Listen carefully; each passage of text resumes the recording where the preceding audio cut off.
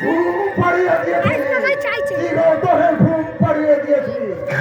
সেই ঘুম আর কোনোদিন ভাঙবে না। তার রূপের অহংকার ভেসে গেছে আমার কামনার স্রোতে। সুন্দরী শ্যামলী, শেষবারের মতো তুমি খোঁজ করে উঠেছে, কিন্তু শেষ রক্ষা করতে পারলে না। এই বিপুল সম্মানের কাছে তোমাকে হার মানতেই হলো।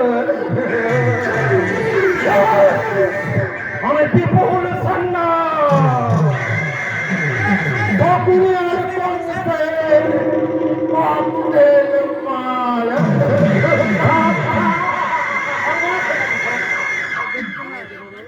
কি বলে বদল? কি হয়েছে? চুপ করে আছিস কেন? বল কি হয়েছে?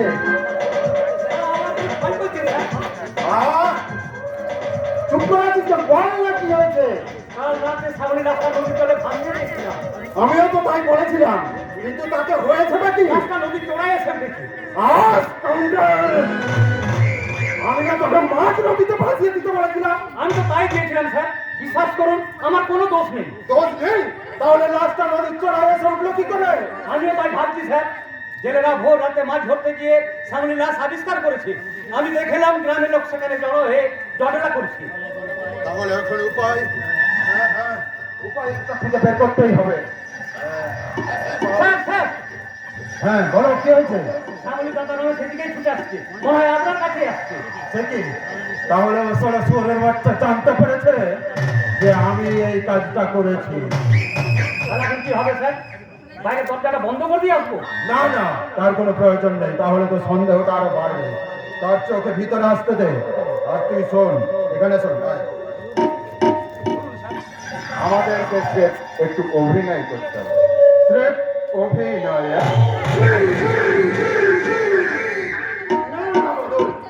আমি কিছুতেই বুঝতে পারছি না, শ্যামলির মতো একটা মেয়েকে অকালে প্রাণ হারাতে হলো। আমরা কি জঙ্গলে বাস করছি যেখানে মানুষের কোনো নিরাপত্তা নেই? গরু ছাগলের লাশের মতো খেতে খাবারে পড়ে থাকবে মানুষের লাশ? না না, যেমন করে হোক শ্যামলির খুনিকে আমাদের খুঁজে বের করতেই হবে। তারপর তাকে এমন শাস্তি দিতে হবে। শাস্তি তোমাকে পেতেই হবে বিপুল সন্ন্যাস। আমরা তো তোমার কথাই আলোচনা করছিলাম। একটু আগে শুনলাম ওই শ্যামলের মৃতদেহ নাকি নদীর চড়াই পড়ে আছে। তাতে তুমি খুবই আশ্চর্য হয়ে গেছো, তাই না?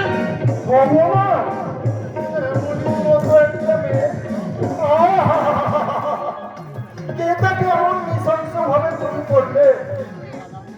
শ্যামলি আমাকে দাদা বলতে অজ্ঞান, সেই শ্যামলি আমাকে আর কোনোদিন দাদা বলে ডাকবে না।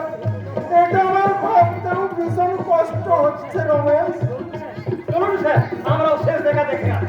হ্যাঁ হ্যাঁ, নিশ্চয়ই যাবো, নিশ্চয়ই যাবো। তবে শুধু গেলেই চলবে না, যেমন করে হোক ওই শ্যামলির খুনিকে আমাদের খুঁজে বের করতেই হবে। তাকে আমরা এই সত্যগ্রামের মাটিতে এমন শাস্তি দেবো যা দেখে গ্রামের সকল মানুষ আতঙ্কে শিউরে উঠবে। আর কোনো শয়তান এমন জঘন্য কাজ করার সাহস পাবে না। বিপুল সন্ন্যাস, বলো না রাস্তা দিয়ে নিজেকে খুঁজে আর সাধু সাজাতে পারবে না। তোমার সন্তানের মুখোশ আজ খুলে গেছে। হ্যাঁ তুমি খুনি, তুমি আমার বোন শ্যামলীকে খুন করছো। আর শুধু তাই নয়, তোমার দৈনিক ক্ষুধার চরিতার্থ করতে তুমি তার উপর প্রাথমিক অত্যাচার করছো। ঠিকই বলছি, বুঝতে পারছি না। বুঝতে পারছো না? কাল রাতে আমি গাড়িতে ছিলাম না, আর শেষ সুযোগে তুমি তাকে ঘর থেকে জোর করে তুলে এনেছো। রাতের অন্ধকার হলেও নয়ন পুরো কিন্তু তোমাকে চিনতে এতটুকু ভুল করেনি। নয়ন পুরো? কোন নয়ন পুরো? এখনো মিথ্যা দিয়ে সত্যকে ঢেকে রাখতে চাইছো জানোয়ার। দেখেছো তোমার বুদ্ধির খেলায় হাজারো ষড়যন্ত্র করে এই সমাজের মধ্যমণি হয়ে থাকবে, তাই না? তোমার সব শয়তানের মুখোশ খুলে গেলে আজ এই সবার সামনে প্রমাণ করে দেবো তুমি একটা নারী রবি জানোয়ার। তোমার ঠিক হচ্ছে না রমেশ। এভাবে অপমান করার কোনো মানে হয় না। মহৎ বড় শয়তান বড়, কোন মহত্বের পরিচয় দিতে একটা তোমাকে সাত স্বপ্ন করতে ধ্বংস করে দিয়েছ। বড় শয়তান বড়, কোন সুনীতির মধ্যবর্তী হয়ে একটা অভাব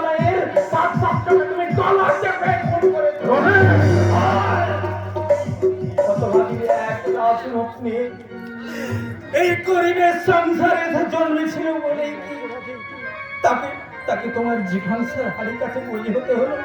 রমেশ, কেন? কেন তুমি তাকে বাঁচতে দিলে না?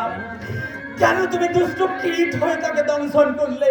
কেন কেন তুমি আমার আদরের বোনটাকে আমার মুখ থেকে কেড়ে দিলে? কেন কেন কেন? আমি জানি না, জানি না, জানি না।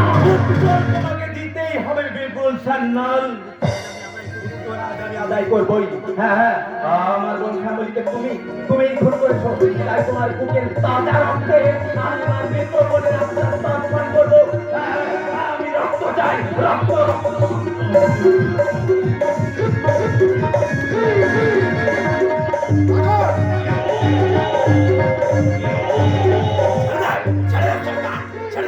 আজ আমি কোনো বাধা মানবো না। আজ আমি মরিয়া এই শয়তানটাকে এই পৃথিবীর বুকে বেঁচে থেকে সুখ ভোগ করতে আমি কিছুতেই দেব না, কিছুতেই না। খবরদার! আর এক পায়ে করার চেষ্টা করবে না, তাহলে এই পিস্তলের ছটা গুলি উড়িয়ে দেবে তোমার মাথার ঘুরে।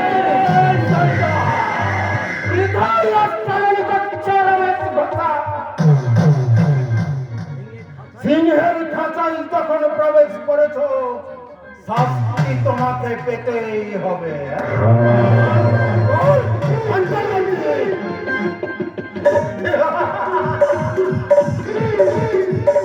Very good. আমার গোলাপ চেন এখন তোমার হাতে। বাদল, ওই চেনটা ওর পকেটে ঢুকিয়ে দে।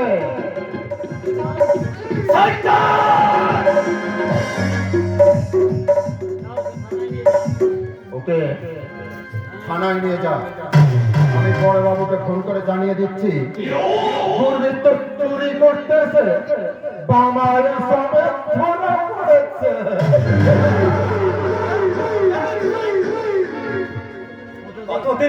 কতদিন আমাকে ওই ষড়যন্ত্রের অন্ধকারে আটকে রাখবে জানো? একদিন আমি ওই তোমার ষড়যন্ত্রের চার ছিন্ন করে এই আলোর জগতে ফিরে আসবই।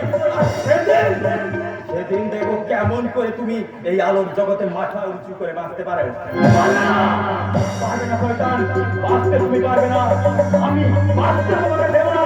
আমার খুব করে নিভে যাবে তোমার জীবন দিন। আমি ভেঙে চূর্ণ বিচূর্ণ করে দেবো।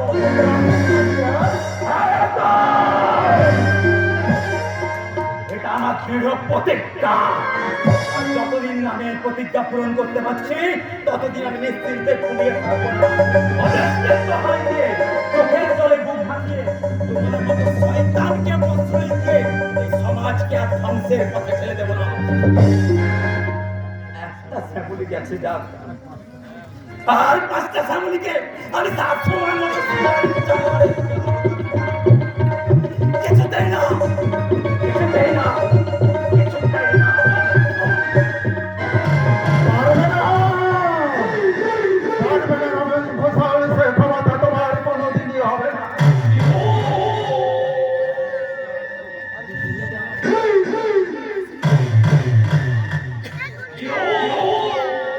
তুমি কেন?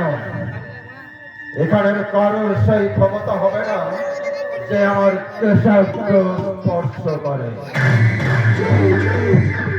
কিন্তু ওই নয়ন খুঁড়ো, হ্যাঁ নয়ন খুঁড়ো, টাকা দিয়ে আমি ওই নয়ন খুঁড়োর মুখ বন্ধ করে দেবো।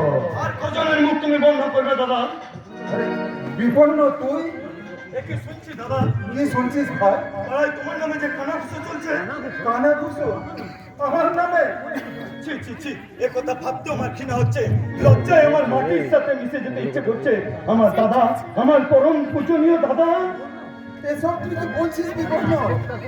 আমি তো তোর কথা কিছুই বুঝতে পারছি না। আমি আত্মহত্যা করলে তুমি শান্তি পাবে দাদা। তোমাকে শান্তি দিতে আমি তাই করবো। তুমি নরকের কাঁধা গায়ে মেখো না।